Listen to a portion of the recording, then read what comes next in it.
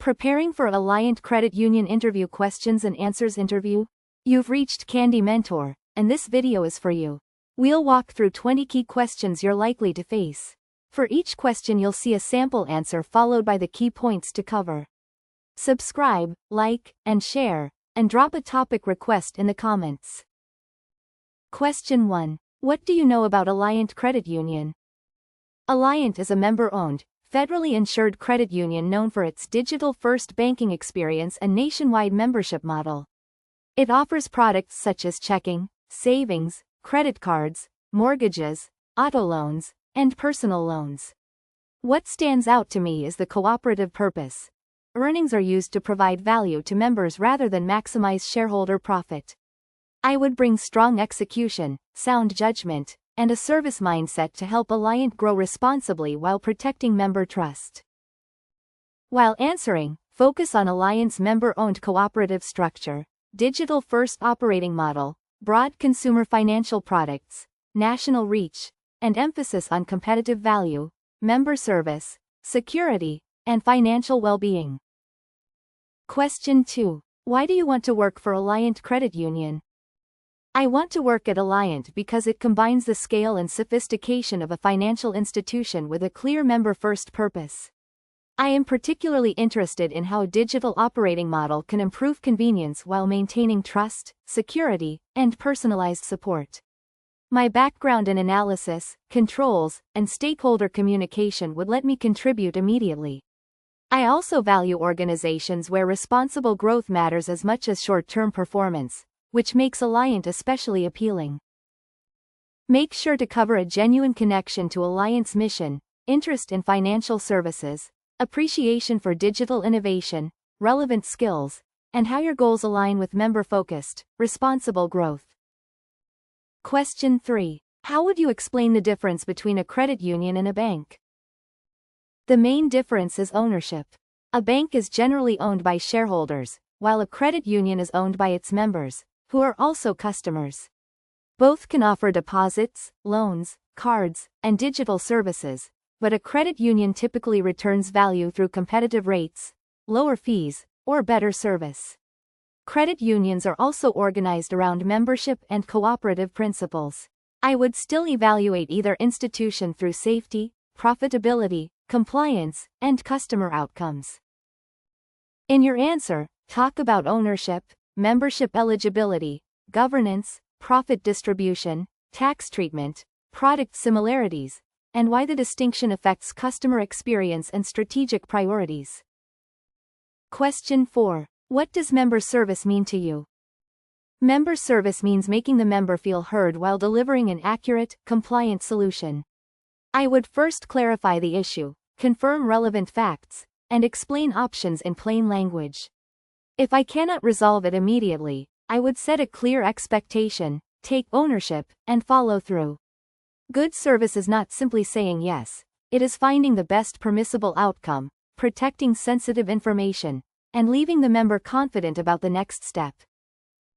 Be sure to mention listening, accurate and timely resolution, clear communication, empathy, ownership, accessibility, privacy, and balancing individual needs with policy, risk, and fair treatment requirements.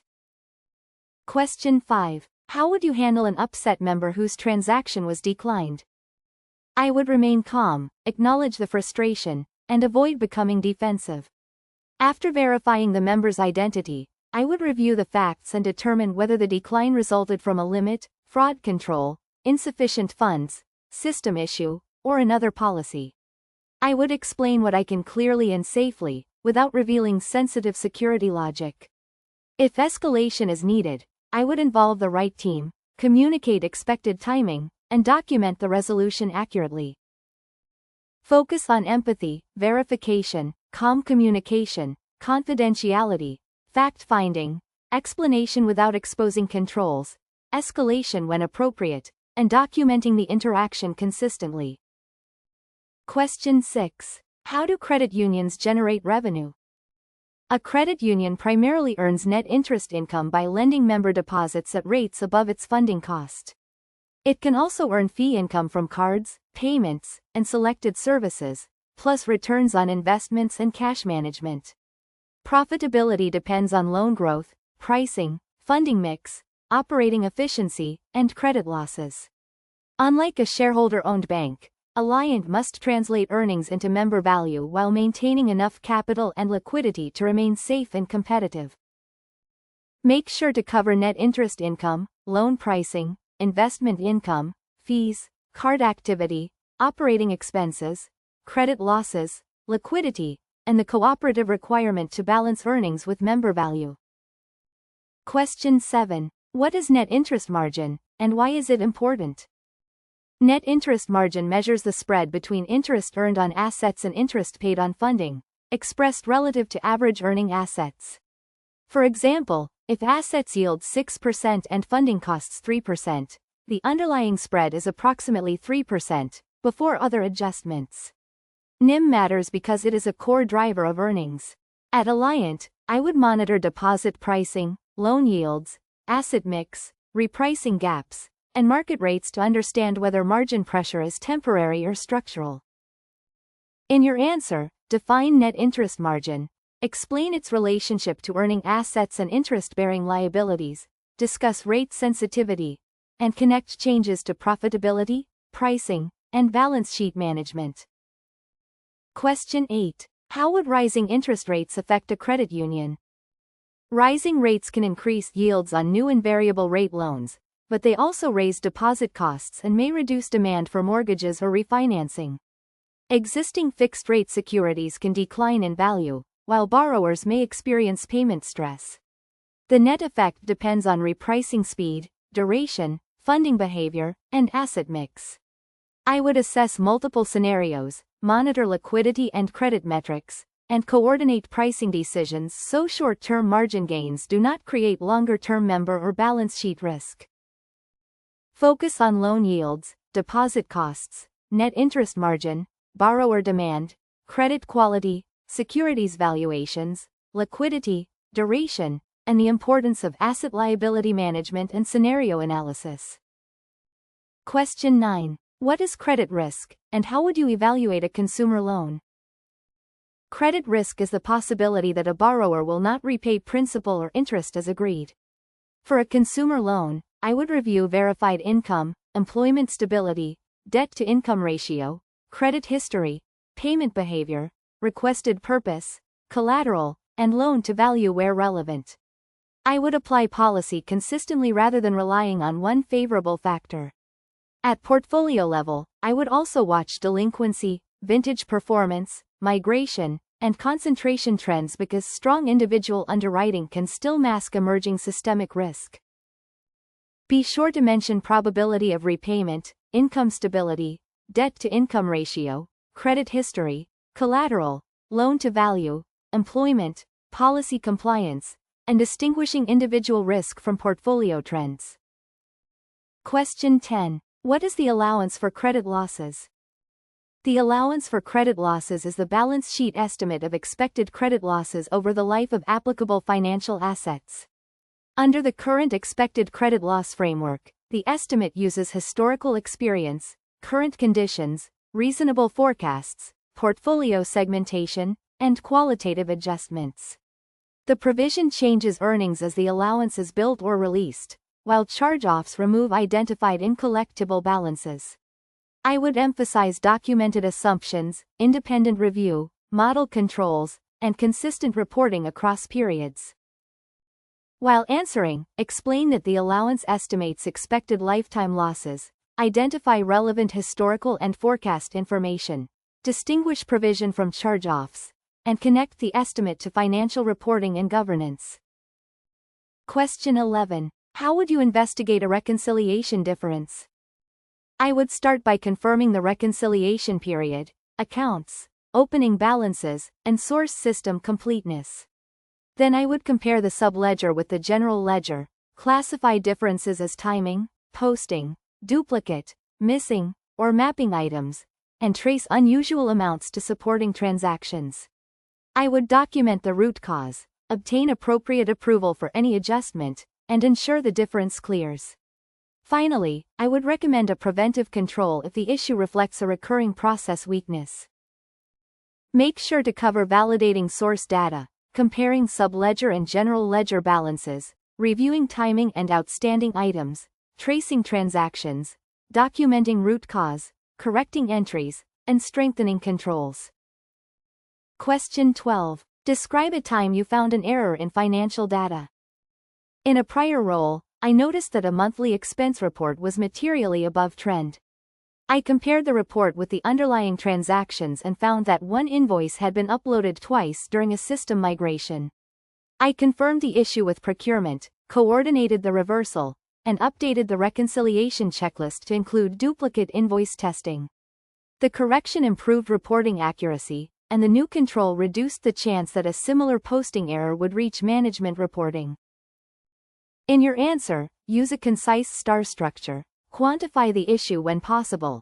Explain how you validated it, describe escalation and correction, and show the preventive action that followed. Question 13. What controls are important in a digital credit union? Important controls include strong identity verification, multi-factor authentication, role-based access, segregation of duties, transaction limits, fraud monitoring, encryption, secure software development, and tested business continuity procedures. I would also emphasize change management, privileged access reviews, vendor oversight, and timely incident escalation. Digital controls must protect both availability and confidentiality, not just prevent losses. Effective governance combines automated monitoring with human review, documented evidence, periodic testing, and rapid remediation of exceptions. Focus on identity verification, authentication, access management, segregation of duties, transaction monitoring, encryption, change management, vendor oversight, incident response, and continuous control testing. Question 14. How would you protect member confidential information? I would protect information through strict identity verification, minimum necessary access, approved communication channels, secure file handling, and careful attention to phishing or social engineering attempts. I would never disclose account details before confirming authority, even if the request appears urgent.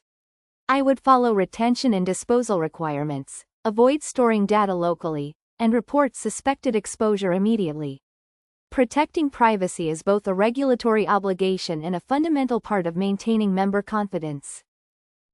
Be sure to mention minimum necessary access, identity verification, secure channels, clean desk practices, phishing awareness, approved systems, incident escalation, retention rules, and balancing convenience with privacy obligations. Question 15. What is the role of the NCUA? The NCUA is the federal regulator and insurer for federally insured credit unions. It supervises safety and soundness, examines institutions, enforces applicable rules, and administers the National Credit Union Share Insurance Fund, which protects eligible member deposits up to applicable limits. The NCUA does not run a credit union's daily operations. Management remains responsible for strategy, controls, compliance, and risk decisions, while the regulator evaluates whether those activities protect members and the institution. In your answer, explain federal supervision of federally insured credit unions, share insurance through the National Credit Union Share Insurance Fund, safety and soundness, consumer protection, and the distinction from daily management.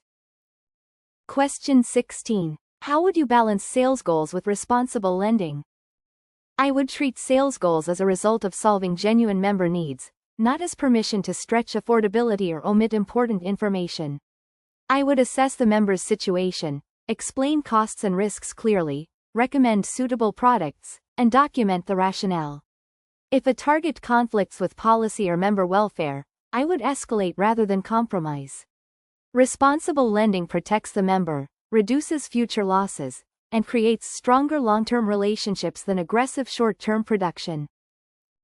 Focus on member suitability, affordability, accurate disclosures, fair treatment, quality over volume, compliant incentives, documentation, and recognizing that sustainable relationships matter more than one-time production.